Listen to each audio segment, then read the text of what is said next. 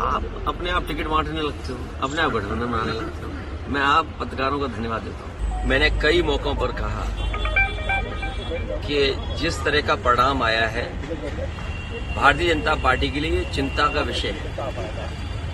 जहां कहीं टीवी पे, अखबार में या और लोगों से जो सुनने का मौका मिला है, सभी ने ये कहा कि परिवर्तन के लिए जनता ने वोट दिया। राजस्थान में कांग्रेस की सरकार थी, उसको हटाने के लिए जनता ने वोट दिया। छत्तीसगढ़ में कांग्रेस की सरकार थी, उसको हटाने के लिए वोट दिया। तेलंगाना में बीआरएस की पार्टी की सरकार थी, उसे हटाने के लिए वोट दिया। मध्य प्रदेश की परिस्थितियां अलग थी।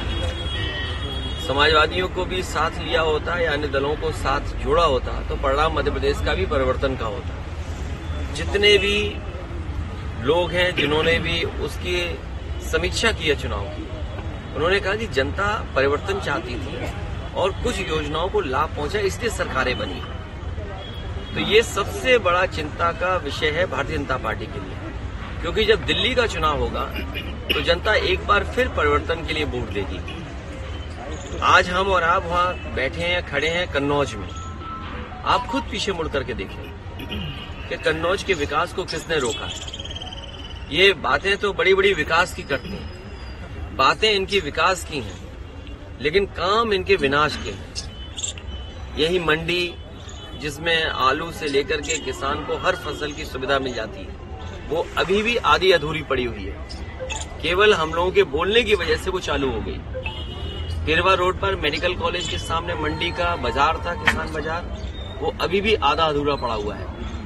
मेडिकल कॉलेज की स्थिति हमसे बेहतर आप जानते हैं, और अगर आपको दिखाना हो और अगर आप सच्चे और ईमानदार पत्रकार हैं तो अपने कैमरे और माइक लेकर के मेडिकल कॉलेज में किसी कोने में चले जाएं। जिस तरह से बजट मिलना चाहिए था वो बजट नहीं मिला, और ना बजट मिलने की वजह से आज मेडिकल कॉलेज में किसी भी गरीब का, किसान का और गांव में रहने वालों का इलाज नहीं हो पा रहा है। जिला अस्पताल में वो सुविधाएं नहीं है जहां गरीबों को इलाज मिल पाए, और लगातार अन्याय लोगों पर हो रहा है। महंगाई बढ़ गई, बेरोजगारी बढ़ गई।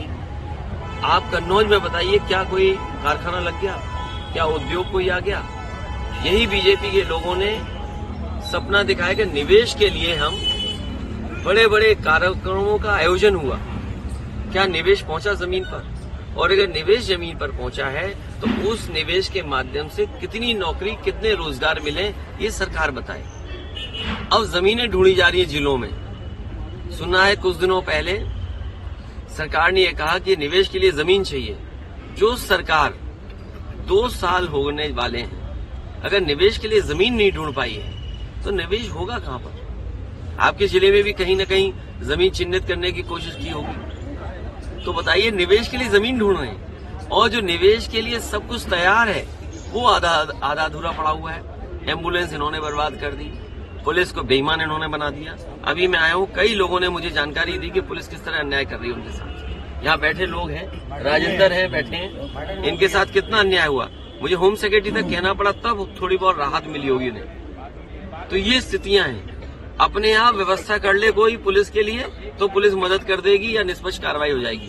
अगर आपने व्यवस्था नहीं की तो पुलिस आपके पीछे पड़ जाएगी, और अगर आप भी सच्ची खबर दिखाओगे तो हो सकता है आपके खिलाफ भी कार्रवाई हो जाए। मेरा मानना है कि आने वाले समय में परिवर्तन होगा, बीजेपी हटेगी, और मैंने नारा दिया है कि सभी दल साथ आएं, खासकर जो समाजवादी पार्टी के साथ गठबंधन में थे। गठबंधन 80 हराओ का नारा देगा।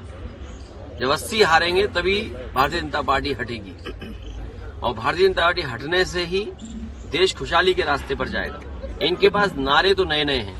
अब कह रहे हैं कि डेवलप्ड कंट्री का सपना देख रहे हैं, जिनके वचन में कोई दम, मतलब कहने और कथनी में फिर अलग अलग हो। क्या कहा और क्या किया, इसका जनता को आकलन करना पड़ेगा। और अभी लोकसभा में जो नौजवान कूदे हैं, ये सही बात है कि सुरक्षा, और वहां पर सुरक्षा जो प्रधानमंत्री जी का ड्रीम प्रोजेक्ट था, अगर ड्रीम प्रोजेक्ट में जो लगभग 25,000 करोड़ का बना है, वहां की सुरक्षा ऐसी है, तो मुझे लगता है कहीं न कहीं साजिश भी है और षड्यंत्र भी है, क्योंकि कहीं इसी बहाने सरकार की कोई तैयारी तो नहीं है, कहीं इंटरनल सिक्योरिटी और सुरक्षा के बहाने लोगों को डराने की तैयारी तो नहीं है। एक तो सवाल वो खड़ा होता है और दूसरा सवाल खड़ा होता है, कई प्रतिष्ठित अखबारों ने कहा कि नौजवान बहुत त्रस्त थे। नौजवानों के परिवार से जब जर्नलिस्टों ने बात की तो परिवार के सदस्यों ने बताया कि नौजवान दुखी थे, उन्हें रोजगार और नौकरी नहीं मिल पा रही थी।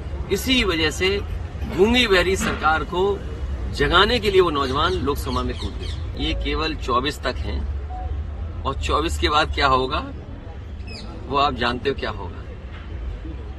ये केवल दिखाने के लिए है, जो कहावत है ना वो वही है कहावत, ये केवल दिखाने के लिए है। क्योंकि मध्य प्रदेश की बात आपने कही है, मध्य प्रदेश में ये कहा गया और अखबारों में आज भी निकल रहा है, सोशल मीडिया पे आज भी चल रहा है कि जो लाडली योजना थी उसकी वजह से सरकार बनी। देश के प्रधानमंत्री जी ने भी ये कहा कि महिलाओं का वोट ज्यादा मिला। अब आप खुद कल्पना करिए कि लोकतंत्र में जिस नेता की वजह से सरकार बनी हो वही मामा दुखी हो, मामा को दुखी करना ये अच्छी बात नहीं है। यूपी और इसका परिणाम जो आने वाला है वो आने वाले समय में 24 को आप देख लेंगे। 24 भैया इंडिया गठबंधन को लेकर क्या इंडिया गठबंधन होगा, और मैंने पहले भी कहा कि ये जो परिणाम आए हैं इससे इंडिया गठबंधन और मजबूत होगा। और ईवीएम को लेकर आपने भी जनसंग्रह की बात करी थी, विपक्ष का ये कहना है कि जब वोट जीतते हैं तो ईवीएम को ठीक नहीं फोड़ते हैं। ये आप कुछ जानते नहीं है, आप पत्रकारिता है तो ठीक से करें पत्रकारिता, और किसी की बात को ये ना कहें।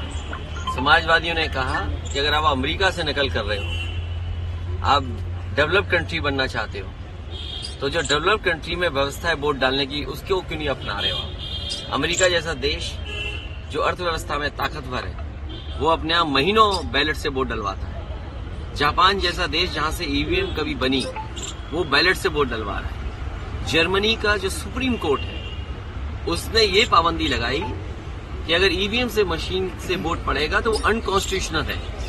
ये तीनों बातें जो मैंने कही हैं, इन तीनों बातों पर आप खुद विश्लेषण करिए। और भारत सरकार ये कह रही है कि हम दुनिया में सबसे ताकतवर देश बनने जा रहे हैं और बनना चाहते हैं, तो क्या अविश्वास के साथ आप ताकतवर बनना चाहते हैं? जनता को विश्वास हो और सीक्रेट बैलेट, आज तो ये पता लग जाता है इस गांव में इस मजरे में वोट किसको मिलने वाला है, किसको पड़ने वाला है। ये सीक्रेट बैलेट कहाँ है वोटिंग। इसलिए समाजवादियों का मानना, मैं आज फिर कहता हूं आपसे, मैं जनता से अपील करूंगा कि समाजवादियों को जिताइए, बीजेपी को हटाइए। बीजेपी के हटने से ईवीएम भी हटेगी। इंडिया गठबंधन में समाजवादियों का प्रस्ताव होगा और जनता से अपील होगी उसके माध्यम से कि देश में ईवीएम हटे, बीजेपी हटेगी तो उससे ईवीएम हट जाएगी।